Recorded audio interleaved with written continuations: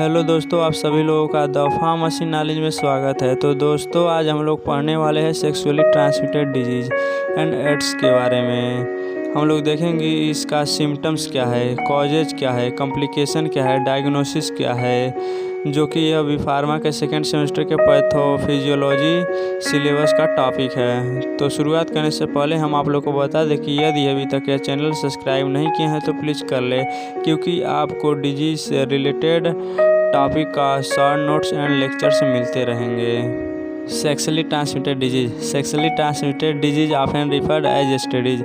इसका मतलब यह है कि सेक्सुअली ट्रांसमिटेड डिजीज को एसटीडी के नाम से भी जान सकते हैं, या कह सकते हैं कि यह सेक्सुअली ट्रांसमिटेड डिजीज का शॉर्ट फॉर्म नेम है। सेकेंड लाइन है, these are those disease are infection that are transmitted from one person to another person. इसका मतलब यह है कि एसटीडी डिजीज जो है वो एक व्यक्ति से दूसरे व्यक्ति में ट्रांसफ़र होता है। जैसे कि सेक्सुअली ट्रांसमिटेड डिजीज से इन्फेक्टेड कोई पर्सन है और वह किसी हेल्दी पर्सन के साथ सेक्स संबंध रखता है तो उसको भी हो जाता है।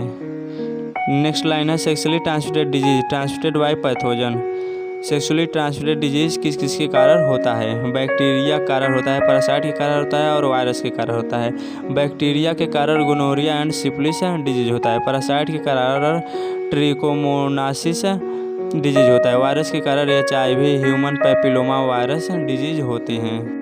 अब हम लोग देखेंगे कॉमन सिम्टम्स ऑफ एसटीडीज के common symptoms. There are some symptoms of sexually transmitted disease. Sexually transmitted disease के कुछ सिम्टम्स है जो कि नीचे दिए गए हैं। पहला है पेनफुल यूरिनेशन। पेशाब करते समय हमारा जो पेनिस या वजाइना है वो पेन करने लगता है। बर्निंग यूरिनेशन, पेशाब करते समय हमारा जो भी वजाइना या पेनिस है वो बर्निंग ज्वलनशील सेंसेशन करता है। डिस्चार्ज पेनिस है वो ब्लडी या क्लाउडी डिस्चार्ज होता है। अब हम लोग देखेंगे कि AIDS stand for acquired immune deficiency syndrome. इसका मतलब है कि एड्स को एक्वायर्ड इम्यून डिफिशियंसी सिंड्रोम के नाम से भी जानते हैं, या कह सकते हैं कि एड्स का यह फुल फॉर्म नेम है। नेक्स्ट लाइन है, acquired means you can get infect with it. Acquired का मतलब होता है कि यदि आप किसी इन्फेक्ट पर्सन के साथ में है तो आप भी इन्फेक्टेड हो सकते हैं। नेक्स्ट लाइन है, syndrome means A group of problem that makeup disease. इसका मतलब यह है कि सिंड्रोम का मतलब होता है ये ग्रुप ऑफ प्रॉब्लम का एक ग्रुप होता है। डैट मेकअप जो कि एक डिजीज बनाता है। इसका सीधा सिंपल आप मतलब समझिए, डिजीज का एक ग्रुप होता है जिसे हम सिंड्रोम कहते हैं। नेक्स्ट लाइन है, AIDS is a sexually transmitted disease. AIDS को सेक्सुअली ट्रांसमिटेड डिजीज भी कहते हैं या होता है। जैसे कि इसके पहले आप लोग देख चुके होंगे कि सेक्सुअली ट्रांसमिटेड डिजीज क्या होते हैं। AIDS is caused by HIV virus. AIDS HIV virus के कारण होता है।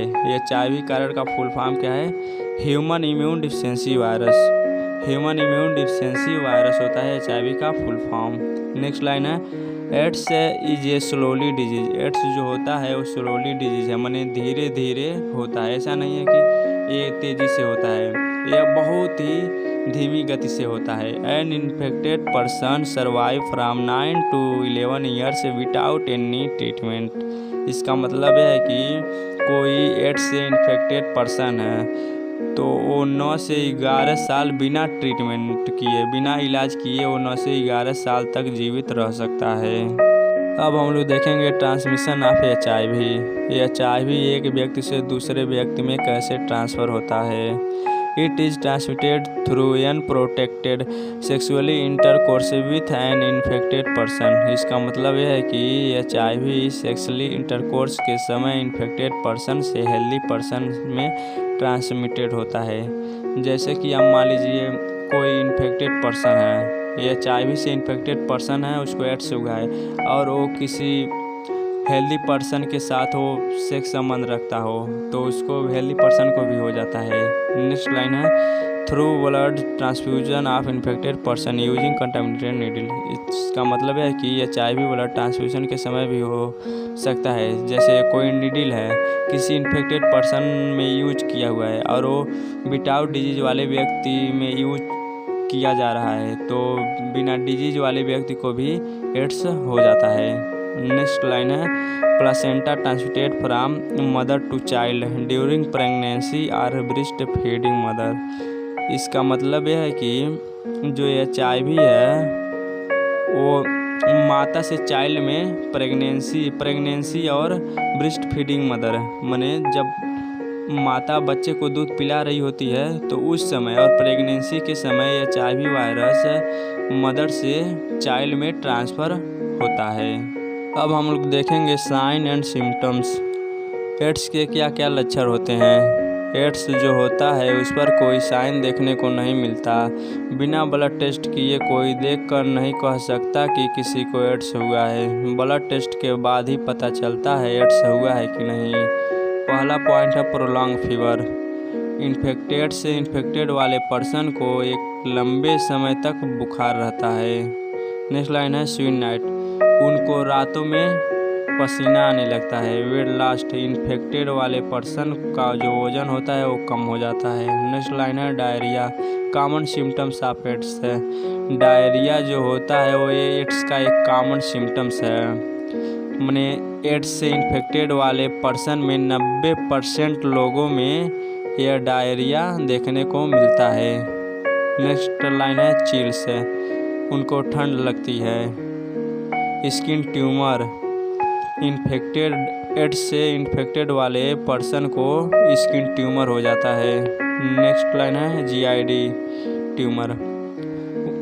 इन्फेक्टेड वाले पर्सन के GID में गैस्ट्रोइंटेस्टाइनल ट्रैक्ट में ट्यूमर हो जाता है एंड क्रोनिक डायरिया भी हो जाता है। अब हम लोग देखेंगे कॉम्प्लिकेशन। एड्स के क्या क्या कॉम्प्लिकेशन होते हैं।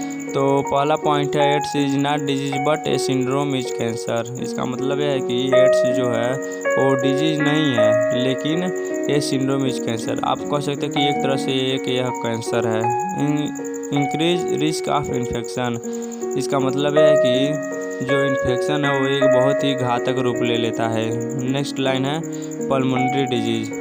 अब पल्मोनरी डिजीज भी हो जाता है। माने एड्स के कारण पल्मोनरी डिजीज हो जाता है। आप कह सकते हैं कि यह हमारे फेफड़ों में डिजीज हो जाता है। जब फेफड़ों में डिजीज होता है तो उसी को पल्मोनरी डिजीज कहा जाता है। नेक्स्ट लाइन है जेनिटो यूरिनरी डिजीज। अब आप लोग जानते हैं जेनिटो यूरिनरी डिजीज क्या होते हैं। नेक्स्ट है कैंसर।